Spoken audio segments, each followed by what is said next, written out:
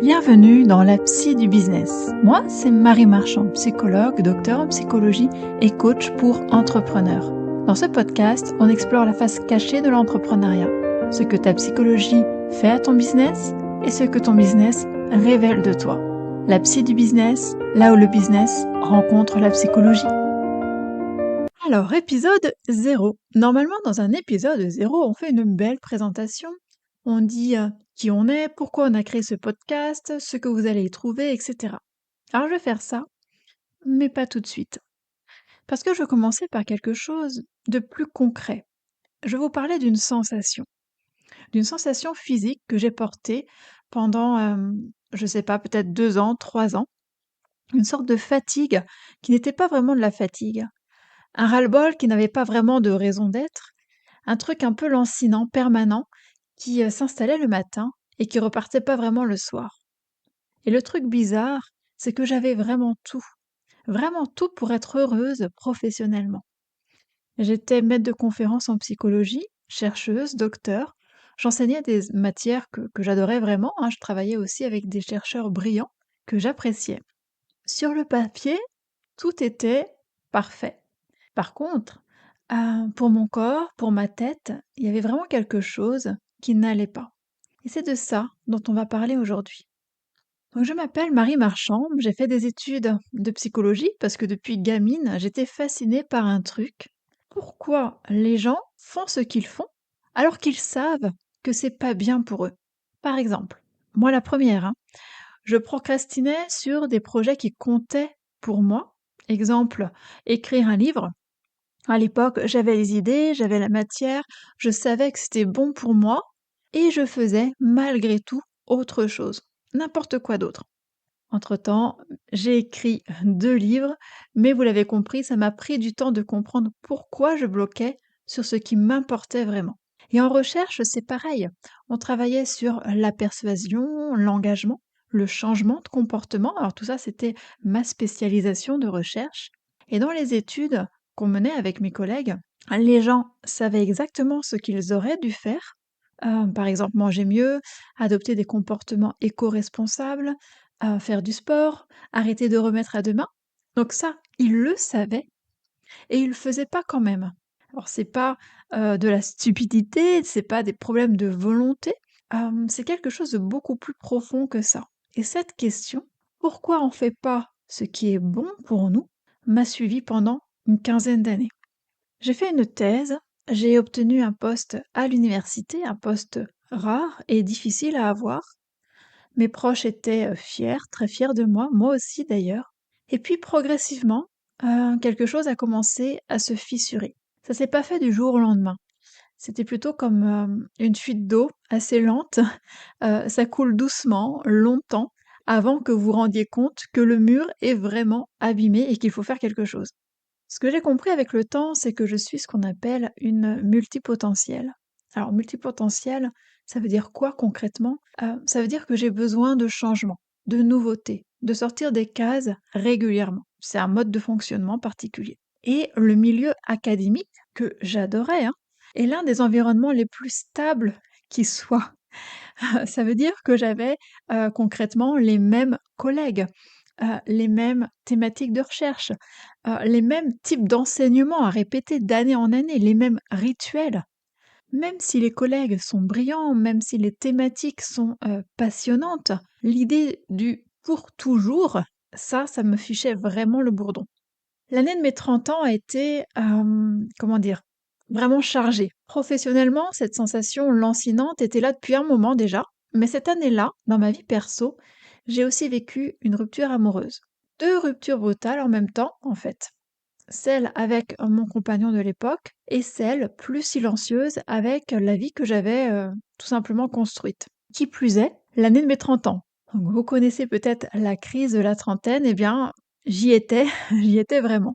Et c'est au milieu de ce chaos-là que j'ai rencontré celui qui allait devenir plus tard mon mari et le père de mon fils, et également mon associé pour mon autre entreprise. Alors je sais, ça fait peut-être beaucoup en même temps, mais c'est lui, je crois, qui a été le déclencheur. Parce que sa présence m'a donné assez de sécurité pour enfin entendre ce que je savais déjà, mais ce sur quoi j'avais du mal à mettre le doigt, que je devais partir. Alors j'ai annoncé ma démission à mon directeur de recherche, Robert Vincent Joule, que vous connaissez peut-être, hein, c'est l'auteur du très fameux livre Petit traité de manipulation à l'usage des honnêtes gens, donc professeur émérite, spécialiste de l'engagement et de la persuasion. Quelqu'un que j'admire vraiment beaucoup, qui a été également un ami. Quand je lui ai annoncé ça, sa réaction a été, relativement simple. Il m'a regardée et il m'a dit: «Bah, Marie, je ne comprends pas». Il n'y avait pas de jugement, mais il y avait vraiment une incompréhension sincère et honnêtement, cette incompréhension, je la comprenais. Parce que sur le papier, ma décision de tout arrêter avait aucun sens. Pour mes proches, c'était pareil. Pourquoi? Tu as tout, toutes ces années d'études, de sacrifices, pour ça? Pour finalement t'arrêter là, maintenant? On me disait: «Bah, tu réalises vraiment pas la chance que tu as» et cetera et cetera. Et c'est là que j'ai mis un mot sur ce que je vivais à l'époque. Une prison dorée. Une situation objectivement enviable qui étouffe subjectivement. Quand l'extérieur dit bah, tu devrais être heureuse et que l'intérieur dit bah oui, mais non. Et ça, c'est le cœur de ce podcast. Depuis, j'ai sauté. Je me suis lancée à mon compte, coach pour entrepreneurs avec mon bagage de psychologue et en parallèle, parce que multipotentiel, vous vous en souvenez, on a créé une activité d'écotourisme au Portugal avec mon mari, des yourtes et une cabane dans les arbres dans un petit coin de paradis. Mes proches ont définitivement conclu que j'avais carrément perdu la tête. Peut-être. En même temps, je peux tout à fait les comprendre. Je quitte donc un poste renommé, une carrière toute tracée, le salaire qui va avec, pour me lancer à mon compte, en créant non pas une, mais 2 entreprises, m'installer dans un coin paumé au Portugal, un petit village de montagne, 40 habitants, sans maîtriser ni la langue ni la culture. Et en plus, avec un homme que je connaissais depuis tout juste 1 an. Mais aujourd'hui, je me lève chaque matin hyper enthousiaste. Non seulement je prends du plaisir dans la gestion de mes 2 activités, mais en plus, elles me permettent de me challenger et de me faire évoluer. Et tout ça en travaillant en moyenne 4 jours par semaine. Parce que j'ai aussi une autre vie à côté, hein, je suis aussi maman et j'ai plein de passions annexes. Et c'est exactement ça, le slowpreneuriat. C'est pas travailler moins parce qu'on est paresseux ou parce qu'on n'a pas envie de travailler. C'est construire un business qui a de la place pour le reste, pour la vie, pour les enfants si on est parent, pour les trucs qui nourrissent et qui ressourcent. J'aurais pas pu faire ça si j'avais pas compris ce qui se jouait en moi. Pourquoi je bloquais, pourquoi je sabotais, pourquoi j'avais besoin de changements permanents pour fonctionner. Et c'est en accompagnant des entrepreneurs depuis plusieurs années que j'ai vu quelque chose se répéter.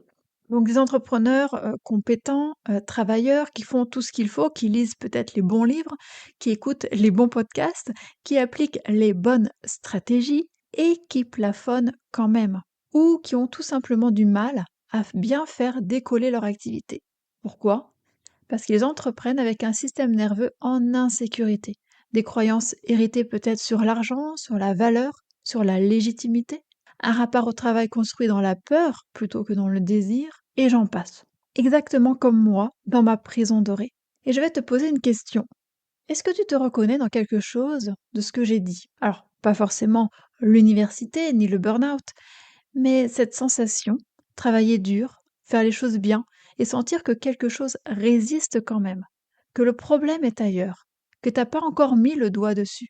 Ce quelque chose qui résiste, c'est de ça qu'on va parler, épisode après épisode. On va partir de comportements concrets et on va remonter jusqu'au mécanisme psychologique derrière, pour te donner de la lumière. J'aurais voulu que quelqu'un me dise ça à 30 ans. Alors aujourd'hui, je te le dis. Alors concrètement, c'est quoi la psy du business? Il y a 3 types d'épisodes. Des épisodes solo d'abord, donc courts, 15 minutes maximum. Donc je vais partir d'un comportement que tu reconnais dans ton business. Ça peut être, par exemple, hein, pour te donner une idée, la procrastination avant lancement, la difficulté à relancer un client, l'envie d'arrêter, qui revient régulièrement. Et à partir de ce comportement-là, je remonte jusqu'au mécanisme psychologique derrière pour que tu comprennes ce qui se joue vraiment. Il y aura également des décryptages, donc des épisodes où je prends un concept psychologique, par exemple l'attachement anxieux, le syndrome de l'imposteur, le système nerveux en insécurité et bien d'autres. Et je l'applique directement au business parce que ces mécanismes-là, ils pilotent tes décisions sans que tu le saches. Et les nommer, c'est déjà les désamorcer un peu. Il y aura également des interviews, des entrepreneurs qui acceptent de raconter l'envers de leur décor, ce que ça leur a vraiment coûté intérieurement et ce qui a changé quand ils ont compris ce qui se jouait en eux. Et j'envisage même, et ça c'est vraiment un format que j'adore, des interviews type sur le divan du psy, où là, en direct, on décortique ensemble. Je pose des questions, on remonte, et parfois on tombe sur des trucs que la personne n'avait jamais vraiment nommés avant ou dont elle n'avait pas conscience. C'est le format le plus intense, peut-être le plus vrai aussi, et probablement celui qui va vous surprendre le plus. Et ça arrive très bientôt. Chaque épisode se termine par une ou plusieurs questions, parfois quelques astuces, actions à mettre en place ou des choses à observer chez toi. Parfois d'autres choses, on verra, en fonction des thématiques et de tes besoins. C'est toujours par là que ça commence et on va bien sûr le faire ensemble. Alors la question de ce premier épisode, de cet épisode 0, cette semaine, je t'invite à observer dans ton business quel est le comportement que tu répètes sans vraiment comprendre pourquoi. Alors je ne te demande pas de juger ce comportement, mais déjà de mettre le doigt dessus, de le regarder. La réponse est déjà quelque part en toi. Si tu veux aller plus loin, abonne-toi et laisse un avis. Tu peux aussi me retrouver sur Instagram pour continuer la conversation. La psy du business, là où le business rencontre la psychologie. À très vite.